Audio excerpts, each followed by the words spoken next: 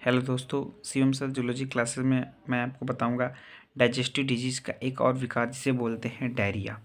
Diarrhoea क्या होता है कि बहुत ही भयंकर बीमारी है, बहुत ही पुराने समय से बहुत ही प्रचलित, बहुत ही ज़्यादा ये बीमारी एडवांस है। मतलब ये बीमारी डाइजेस्टिव सिस्टम की डिजीज़ डायरिया एक भयंकर बीमारी है जो अक्सर खाने पीने की गड़बड़ी के कारण उत्पन्न होता है। इसका मेन मतलब समझते हैं। जब क्या होता है, स्टोमच फूड को डाइजेस्ट नहीं कर पाता है और अनडाइजेस्टेड फूड के साथ वाटरी सॉल्यूशन में जैसे जब बाहर निकलने लगता है स्टूल, तो उसे हम डायरिया कहते हैं। डायरिया जान लीजिए कि कैसे होता है, अनडाइजेस्टेड फूड का वाटरी सॉल्यूशन ही है। यह 5 ईयर्स के बच्चों में बहुत ज़्यादा देखने को मिलता है। इसका मान लीजिए मोस्ट कॉमन इन्फेक्शन जो है वो आपका है वायरल इन्फेक्शन, है ना। कभी कभी बैक्टीरियल इन्फेक्शन भी होता है, एंटीबायोटिक ड्रग साइड इफेक्ट, कभी कभी कुछ दवाओं का साइड इफेक्ट भी हो सकता है।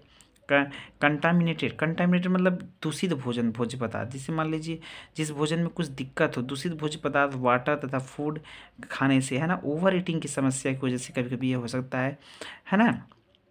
जो डाइजेस्टिव प्रॉब्लम की विकार की वजह से हो सकता है। इंटेस्टाइनल एब्जॉर्प्शन, इंटेस्टाइन कायदे से एब्जॉर्ब नहीं कर पाता, उसकी वजह से हो सकता है। लीवर डिजीज़ की वजह से हो सकता है।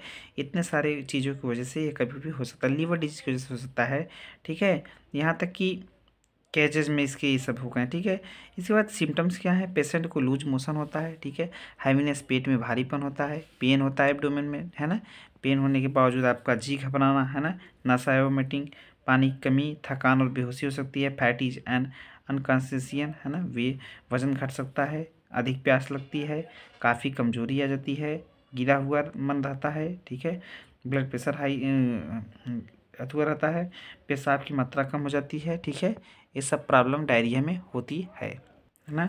आमतौर पर डायरिया एक नॉर्मल तथा करेटिव डिजीज है। समय पर डायग्नोसिस तथा ट्रीटमेंट हो जाए तो यह ठीक हो जाता है। पेशेंट को कंडीशन सीवियर हो सकती है, एट अ टाइम रहते ही ट्रीटमेंट करना चाहिए।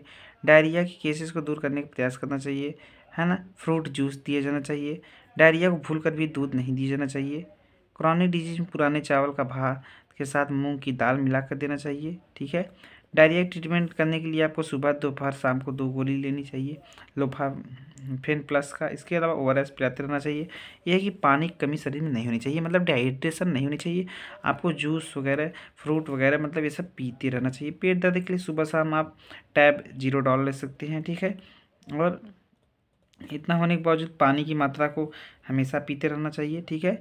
मांसपेशी या सीरा इंजेक्शन लगाया जा सकता है। मांसपेशी या सीरा में सुबह शाम मिकास्टल लगाया जा सकता है, जेनेक्सटीन लगाया जाता है। पेट दर्द हेतु एडोक्स्टल सैफ, सोडियम डिस्क्लामाइन दिया जा सकता है। उल्टी हेतु इमेस्ट इंजेक्शन लगाया जा सकता है ना।